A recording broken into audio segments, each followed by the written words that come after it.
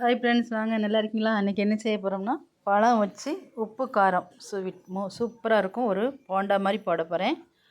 பழத்தை முதல்ல மோரிஸ் பழம் எடுத்திருக்கேன். பச்சை வாழைப்பழம், நீங்கள் ஏத்தம்பழமும் எடுத்துக்கலாம். 2 சைடும் கொஞ்சம் கொஞ்சம் வெட்டிக்கிடுங்க. வெட்டிட்டு எண்ணெய் நல்லா நிறையா ஊற்றி அதில் அப்படியே பழத்தை பொரித்து எடுத்துருங்க. தொலி கலர் மாறும்போது எடுங்க, திருப்பி வைங்க. அப்போ தொலி கலர் மாறும். ஏத்தம்பழத்துலேயும் இதே மாதிரி செய்யலாம். தொலியை உரிச்சிக்கிடுவோம். தொலியை உரிக்காமல் பொரித்தோம்னா அந்த சட்டிலெலாம் ஒட்டிடும், வராது. அதனால தான் நம்ம தொலியோடு பொரிக்கும்.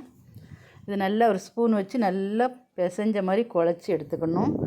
ஒரு கைப்பிடி வெங்காயம், 1 ஸ்பூன் வத்தப்பொடி, 2 உப்பு, 2 ஸ்பூன் கடல மாவு, கொஞ்சமாக தண்ணி சேர்த்து பிணைஞ்சிக்கிடுவோம். எண்ணெயை காய வச்சு அதில் சின்ன சின்ன சைஸாக உருண்டை எடுத்து போடுவோம். நல்லா செவக்க பொரியட்டும். டேஸ்ட்டு சூப்பராக இருக்கும். உப்பு, இனிப்பு, காரம் 3 சேர்ந்துருக்கும். டேஸ்ட்டு ரொம்பவே நல்லாயிருக்கும். இதே மாதிரி செஞ்சு சாப்பிடுங்க. நம்ம வீடியோ பிடிச்சிருந்துச்சுன்னா லைக் பண்ணி, ஷேர் பண்ணி, சப்ஸ்கிரைப் பண்ணி வச்சுருங்க. அடுத்த வீடியோவில் பார்ப்போம். பாய்.